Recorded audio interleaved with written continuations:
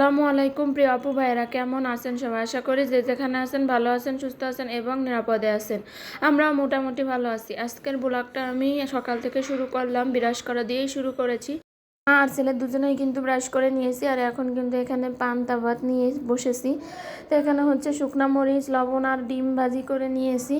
তো আজকে হচ্ছে পান্তা ভাত ছিল, পানি দিয়ে রেখেছিলাম, তো ভাবলাম গরম পড়েছে কয়দিন থেকে আবারও, তো ভাবলাম পান্তা ভাত খাবো। তো আমি এখানে হচ্ছে আগে বাবুকে কিছু খাইয়ে দিচ্ছি। শুকনো মরিচ খেতে তো অনেক ভালো লাগে, তবে পরে খুব সমস্যা হয়। তবে আজকে অনেক খেতে ইচ্ছা করতেছিল, তার জন্য হচ্ছে আজকে শুকনো মরিচটাই নিয়েছি। বন্ধুরা দূরে এবং কাছে যে যেখান থেকে আমার আজকের ভিডিওটা দেখছেন, সবাইকে অসংখ্য ধন্যবাদ। ভিডিওটা যদি একটু হলেও ভালো লাগে প্লিজ একটা লাইক করে দিন। তো এই তো খাওয়া দাওয়া শেষ করে এখন কিন্তু এই যে কিছু ক্লিনিংয়ের কাজ সেরে নিচ্ছি আগে। আর এটা তো আমি প্রতিদিনই করি, প্রতিদিনের কাজ। রান্না করার আগেই হচ্ছে রান্নাঘরটা আগে ক্লিন করে নিই সুন্দর করে। আজকে সকালে আর করতে পারিনি, আগে খেয়ে নিয়েছি। কি রাতে যতই পরিষ্কার করে রাখুন না কেন, তারপরে সকালে ঘুম থেকে উঠে আবার কিন্তু এই কাজগুলো করতে হয়। এই যে সিঙ্ক আর চুলার আশপাশ, চুলা সব কিছু কিন্তু আবার রান্না করার আগে মুছে নিতে হয়। আর এভাবে মুছে নিলে সব কিছু পরিষ্কার থাকে, আর রান্না করতেও কিন্তু বেশ ভালো লাগে।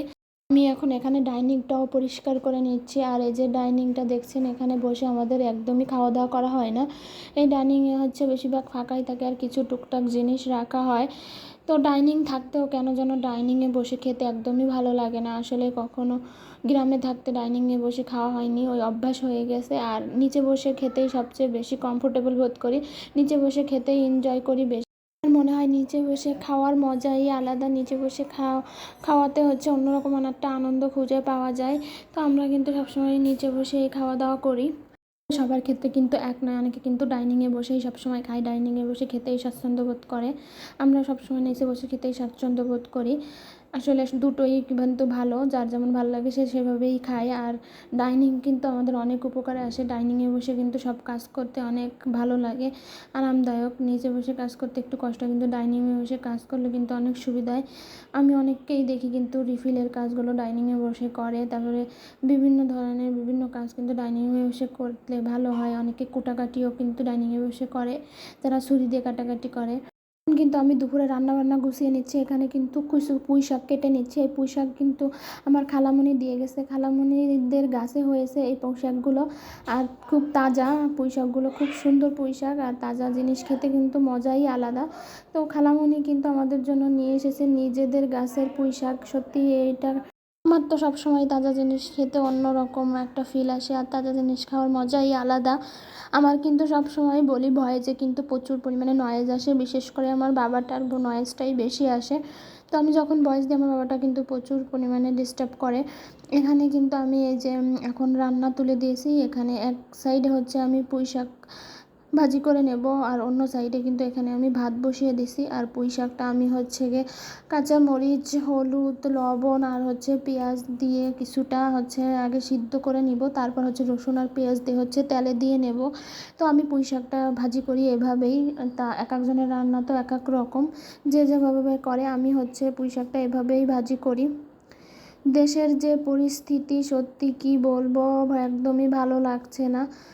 তো আছে কোটা, সামান্য কোটার জন্য সরকার যে কেন এমন করছে, কত ভাইয়ের যে রক্ত ঝরছে। এই নিয়ে 6 জন নিহত হয়েছে খবরে দেখলাম, সত্যি খুব কষ্টদায়ক। তো বিশেষ করে সাইদ নামের যে ভাইটা মারা গিয়েছে গুলিবিদ্ধ হয়ে, তো তাদের মা বাবা কিন্তু অনেক অসহায়, অনেক গরিব ঘরের ছেলে। ভাইটা অনেক কষ্ট করে পড়াশোনা করেছে, খুবই মেধাবী ছাত্রী। সত্যি সরকার যদি এমন করে তাহলে মেধাবী ছাত্রী, গরিব ঘরের ছাত্রছাত্রী এদের কি হবে? কেন যে কোটা নিয়ে সরকার এমন করছে বুঝতে পারছি না।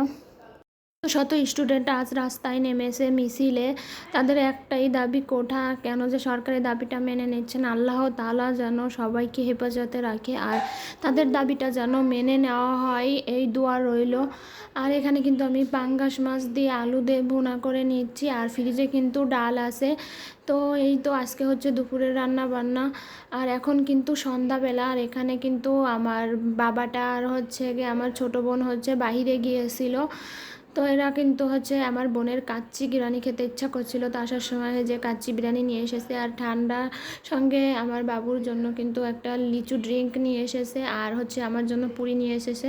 তো এখন হচ্ছে সবাই মিলে এখানে খাওয়া দাওয়া করব। আর ভিডিওর কোনো কথা যদি ভুল ত্রুটি হয়ে থাকে তাহলে ক্ষমার দৃষ্টিতে দেখবেন। তো আজকের ভিডিওটা আমি এখানেই শেষ করছি। সবাই ভালো থাকবেন, সুস্থ থাকবেন, আর আমাদের জন্য দোয়া করবেন। আল্লাহ হাফেজ, আসসালামু আলাইকুম।